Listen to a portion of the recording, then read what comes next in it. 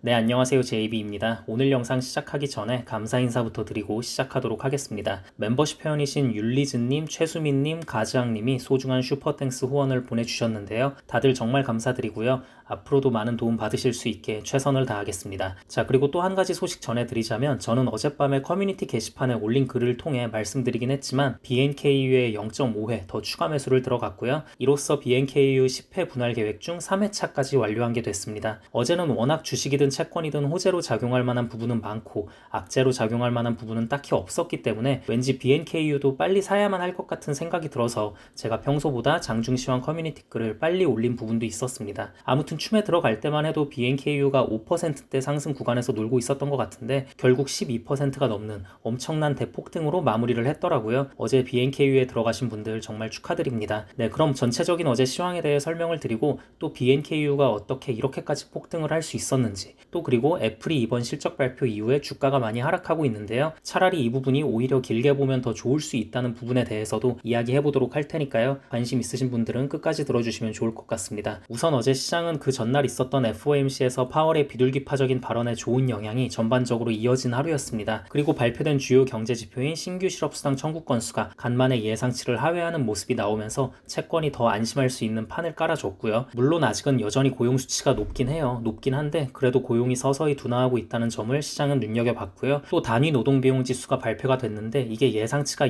0.7이었는데 무려 마이너스 0.8이 나온 거예요. 그래서 이 부분 역시 시장에 좋은 신호를 보내줄 수 있었습니다. 거기에 또 미국의 대표 반도체주인 퀄컴의 실적이 이번에 잘 나왔거든요. 매출과 EPS 모두 예상치를 상회했고 다음 분기 가이던스도 상향 조정을 했고요. 퀄컴의 CEO도 스마트폰 제조업체들이 기존 재고를 대부분 소진해서 신규 주문이 많이 들어오기 시작했다고 밝힌 부분이 반도체 섹터와 퀄컴의 주가 상승에 크게 기여를 했습니다. 또 퀄컴이 이렇게 미래 전망을 좋게 밝혔다는 건 애플 역시도 실적이 잘 나올 수 있겠구나 하는 기대감에 나스닥 증시 전체도 좋게 잘 상승을 했습니다. 그리고 또 특히 은행 섹터가 크게 상승을 해줬는데요. 이유가 크게 두 가지 정도가 있을 것 같습니다. 우선은 누가 뭐래도 채권금리 안정이에요. 장기 채권금리가 지금 이틀 연속 워낙 큰 폭으로 떨어지다 보니까 그동안 채권 미실현 손실 때문에 불안했던 뱅크 오브 아메리카와 은행 섹터에 전반적으로 강하게 반등이 나와줬고요. 또 구채권왕으로 불리는 빌그로스가 지역은행들이 바닥을 쳤다고 본인 의견을 밝히면서 매수하겠다는 소식을 전한 겁니다. 그래서 이 같은 소식에 지역은행 3배 레버리지 상품인 DPST는 무려 17%가 상승을 했습니다. BNKU 12%도 대박이긴 한데 17%라니 세상에.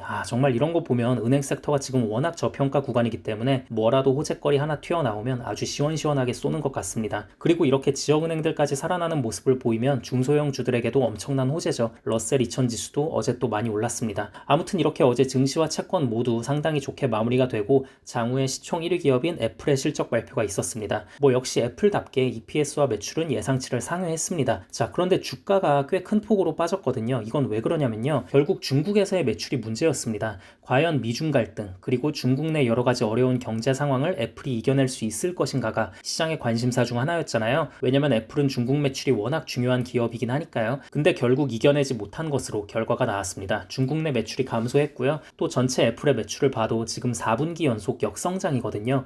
부진이 꽤 오래 지속이 됩니다. 이러다 정말 몇몇 분들의 예상대로 마이크로소프트에게 시총 1위 자리를 내주는 건 아닌가라는 생각도 좀 드네요. 아무튼 애플의 이번 실적이 시장에서 안 좋은 평가를 받고 있고 오늘 장이 열리면 아마 애플 때문에 전체적으로 시장이 좀 조정을 받을 것 같은데도 불구하고 제가 왜 썸네일에 차라리 잘된 일이라고 썼냐면요. 채권 때문에 그렇습니다. 우리 구독자분들 중에는 TMF에 투자하시는 분들이 워낙 많이 계시니까 채권의 입장에서 말씀을 드리자면요. 채권이 지금 분위기가 너무 좋잖아요. 근데 이제 이 상승세가 이어지려면 주식하고 계속 같이 좋아선 좀 곤란하다는 생각이 들었거든요. 왜냐면 주식이랑 같이 폭등하면 또 사람들 기대 인플레이션 자극하고 연준 위원들 나와서 막 매파적인 발언들 쏟아내고 하면 채권의 상승세에 찬물을 제대로 끼얹어 버릴 수가 있습니다. 그리고 또 제가 자주 드리는 말씀이지만 시장의 유동성을 주식시장이랑 나눠먹는 구조보다는 일단 채권 쪽에서 독식하면서 더 빠르게 채권 가격을 안정시키는 게 중요하거든요. 그래서 그런 의미에서 저는 이번 애플의 실적 발표 이후 주가 하락이 오히려 반갑다는 생각이 들고요. 그리고 사실 주식시장 입장에서도 채권이 이렇게 좋은 분위기 탈 때 확실하게 안정을 찾고 그리고 주식도 같이 천천히 상승하는 게 더 괜찮습니다. 지금도 사실 채권 금리가 너무 높아서 기술주를 추매하기엔 좀 불안한 상황이잖아요. 근데 어차피 우리는 주식 투자를 평생 계속 장기 투자할 거니까 천천히 안정감 있게 가는 게 더 나을 것 같고요. 그리고 가끔 저보고 너무 채권 편만 드는 거 아니냐고 뭐라고 하시는 분들이 계신데요.